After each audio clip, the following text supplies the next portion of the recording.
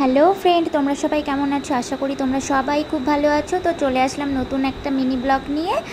এইরকম রেসিপি অবশ্যই তোমরা ট্রাই করেছো অনেকেই, তো অনেক কথা বলে ফেললাম। এবার চলে আসি মূল রেসিপিতে। প্রথমে কিন্তু মাছগুলো ভেজে নিয়েছিলাম, দেখতে পেলে। তারপরে কিন্তু ফুলকপি ভেজে নিয়েছিলাম আর আলুও ভাজা হয়ে গেল। তারপর সব কিছু তুলে রেখে অল্প তেল দিয়ে, আমি কিন্তু একদম কম তেল মশলা দিয়েই রান্না করছিলাম, একদম হালকা পাতলাভাবে।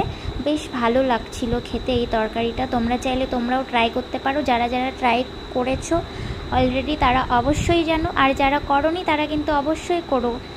তো তেলে জিরে ফোড়ন দিয়ে তারপরে আদা জিরা আর লঙ্কা পেস্ট করে রেখেছিলাম সেটা দিয়ে দিলাম। তারপরে কিন্তু নুন হলুদ দিয়ে দিলাম, দিয়ে তারপর এই মশলাটাকে ভালো করে কষিয়ে নেব।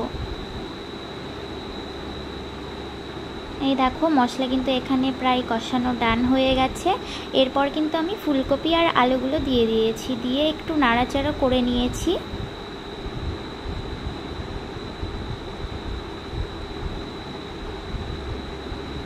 আর এরপরে কিন্তু সামান্য একটু জল দিলাম যাতে মশলাটার তেলটা ছেড়ে দেয়, সেই জন্য এই জলটা দিয়ে আবার একটু নেড়ে চেড়ে ভালো করে কষিয়ে নেব।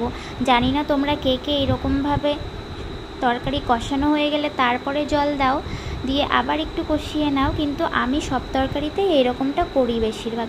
তারপরে কিন্তু কষানো হয়ে গিয়েছিল, তেল ছেড়ে দিয়েছে। এবার কিন্তু আমি জল দিয়ে দিয়েছি। তোমরা তোমাদের পরিমাণ মতন জল অ্যাড করে দেবে। আর তারপরে জলটা ফুটতে শুরু করে দিয়েছে, এর মধ্যে কিন্তু টমেটো কুচি দিয়ে দিলাম। এই তরকারিটা কিন্তু শীতের সিজনে খুব বেশি ভালো লাগে, তখন খেতে ভীষণই টেস্টি লাগে। আর তারপরে কিন্তু হয়ে যাওয়ার পরে আমি কিন্তু মাছগুলোও দিয়ে দিয়েছিলাম।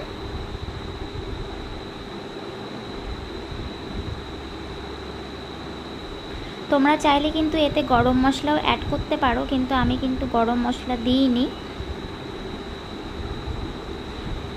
দিয়ে দিয়েছিলাম ধনিয়া পাতা।